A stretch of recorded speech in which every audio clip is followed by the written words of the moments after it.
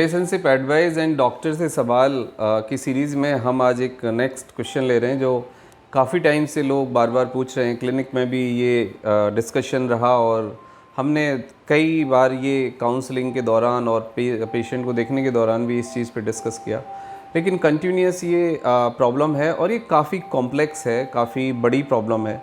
ये देखो काफ़ी पर्सनलाइज प्रॉब्लम भी है, लेकिन इसको डिस्कस करना इसीलिए बहुत ज़्यादा ज़रूरी है क्योंकि जो चीज़ें बहुत ज़्यादा पर्सनल मानी जाती हैं उनमें बहुत ज़्यादा कॉम्प्लेक्स रहता है, बहुत ज़्यादा कहते हैं कि कन्फ्यूजन भी होता है, लोग परेशान रहते हैं और एक टाइम के बाद ना वो डिप्रेशन का, परेशानी का कारण बनता है। तो आज सवाल ये है कि जो व्यूअर ने पूछा है, हम नाम तो नहीं ले सकते, कि मेरी पत्नी शारीरिक रूप से किसी दूसरे पुरुष के करीब है। डॉक्टर साहब, अब मुझे क्या करना चाहिए और मैं नहीं समझ पा रहा हूँ कि मैं इस मामले को कैसे डील करूँ, क्या करूँ। देखो, सबसे बड़ी बात यह है कि किसी इंसान का किसी के साथ रिलेशनशिप, सेक्सुअल रिलेशनशिप हो या कोई इंसान यदि एक लिमिट से ज़्यादा किसी दूसरे इंसान के साथ इन्वॉल्व है, वो टाइम गुजारता है और उसकी प्रायोरिटी बदल गई है, तो आपको ये समझना होगा कि कुछ ना कुछ उसके पीछे रूट कॉज होता है, कुछ ना कुछ कारण होते हैं प्रायोरिटी चेंज होने के पीछे। अब मुझे ऐसा लग रहा है कि ये काफ़ी टाइम से चल रहा है और आपकी वाइफ की जो प्रायोरिटी है वो अब बदल गई है, लेकिन ये नहीं लिखा है इन्होंने कि कितने बच्चे हैं, क्या एज है, क्या व्यवसाय है और क्या कंडीशन है। लेकिन फिर भी जो मैं समझ पा रहा हूँ, इन्होंने जितना हमें लिखा है और जितना हम इसको समझ पा रहे हैं कि ये शायद काफ़ी बड़ी समस्या है और बच्चे हैं,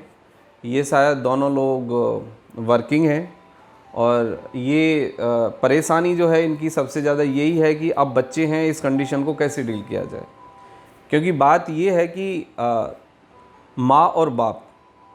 दोनों लोग जिम्मेदार हैं बच्चों के लिए और बच्चों के भविष्य के लिए, उनकी पढ़ाई के लिए, एडवाइस के लिए और लुक आफ्टर करने के लिए। अब इस तरह की कंडीशन में ये समस्या ये आती है कि यदि एक इंसान स्ट्रेट फॉरवर्ड डायरेक्टली डील करे और वो क्लियरली ये पूछे कि भाई आप मेरे साथ रहना चाहती हो या नहीं रहना चाहती, या फिर हम एक साथ नहीं रह पा रहे हैं या नहीं रह रहे हैं,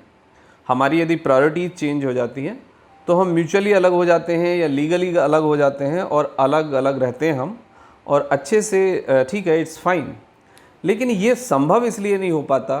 कि बच्चे बीच में होते हैं और बच्चों के बारे में एक इंसान सोचता है। ऐसा नहीं है कि फीमेल नहीं सोचती या मेल नहीं सोचते, उस कंडीशन में दोनों ही लोग सोचते हैं। एक इंसान थोड़ा कम सोच रहा है, एक इंसान थोड़ा सा ज़्यादा सोच रहा है। जो इंसान कम सोच रहा है शायद उसकी प्रायोरिटी चेंज है, वो कहीं ना कहीं रिलेशनशिप में है, मेंटली फिज़िकली एंगेज है, और जो इंसान थोड़ा सा ज़्यादा सोच रहा है उसके सामने केवल उसके अपने बच्चे हैं। तो अब इसमें होगा ये कि आप क्लियरली बैठ के इस बात को डिस्कस करिए, और यदि इसमें ये गुंजाइश है कि आप दोनों लोग दोबारा से इसको शुरू कर सकते हैं, चीज़ों को ठीक कर सकते हैं,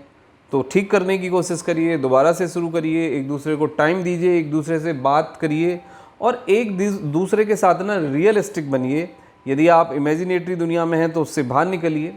और एक दूसरे के लिए टाइम भी दीजिए, लेकिन एक दूसरे को समझिए भी और बच्चों के बारे में भी सोचिए। लेकिन यदि बात अब यहाँ पर आ गई है कि भाई एक इंसान की प्रायोरिटीज़ चेंज हो गई हैं और उसने डिसाइड कर लिया है, तो फिर बहुत ज़्यादा डिस्कशन से, बहुत ज़्यादा आर्गूमेंट से कोई ज़्यादा फ़ायदा इसमें होगा नहीं। फिर आप इसमें काउंसलर को इन्वॉल्व कर सकते हैं, अपने फिजिशियन या फैमिली फिजिशियन को इन्वॉल्व कर सकते हैं, या किसी न्यूट्रल पर्सन से डिस्कस कर सकते हैं। यदि इन्वायरमेंट दोनों के बीच में ऐसा नहीं है कि आप डिस्कशन नहीं हो पा रहा है, चीज़ें कई बारी हम वायलेंट हो जाते हैं, कई बारी हम लोग बात नहीं करना चाहते या बात शुरू करते हैं तो लड़ाई शुरू हो जाती है, या एक दूसरे को हम कई बारी फिज़िकली भी हार्म करते हैं, तो उसकी कोई आवश्यकता नहीं है। आप एक दूसरे को फिज़िकली हार्म मत करिए, आर्गूमेंट से वर्बल वायलेंस मत करिए, नॉन वर्बल वायलेंस मत करिए, उससे कोई फ़ायदा नहीं होगा, केवल नुकसान होगा। अब अगला पॉइंट ये है कि ये चीज़ें आपको काउंसलर और डॉक्टर या कोई भी न्यूट्रल पर्सन कुछ हेल्प कर सकते हैं, सलाह दे सकते हैं, लेकिन आप दोनों की ही ये कॉल है, आप दोनों को ही इस चीज़ को समझना होगा। लेकिन मैं इससे भी बड़ी बात पर आता हूँ कि कहीं ना कहीं हम कई बारी इन्फेचुएशन में या अट्रैक्शन में या हमारी लाइफ में खालीपन होता है, उस कारण बस भी हम कई बारी हम दूसरे पाथ पे चले जाते हैं या दूसरे इंसान के साथ इन्वॉल्व हो जाते हैं। और कई बारी हमें ये लगता है कि हम जिस सोशल यूनिट में हैं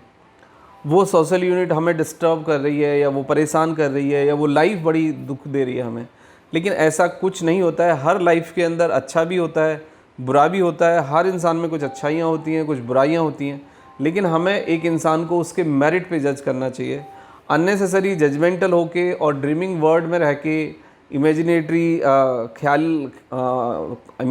वर्ल्ड वाली दुनिया में या हाईली एक्सपेक्टेशन रखने के बाद आपका जो रिश्ता है वो चल नहीं पाएगा। और बहुत ज़रूरी है दो रिश्तों में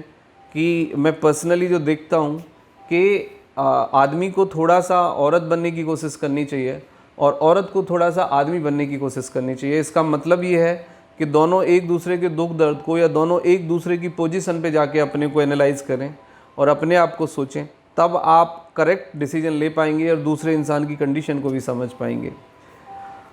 दोनों लोग अलग अलग हैं, उनकी बॉडी अलग है, उनकी सोच अलग है, उनका जेनेटिक कोड अलग है। तो आपको एक जैसा होने की कोई ज़रूरत नहीं है, क्योंकि आप ना ही तो मतलब इवन तो जुड़वा बहन भाई नहीं है। आप अलग अलग नेचर है आपका, अलग अलग कल्चर है आपका, माइट भी अलग रिलीजन होते हैं। कई बारी हमारी पेरेंटिंग मतलब हम अलग तरीके से पढ़े लिखे होते हैं, अलग तरीके से हमने दुनिया को देखा होता है।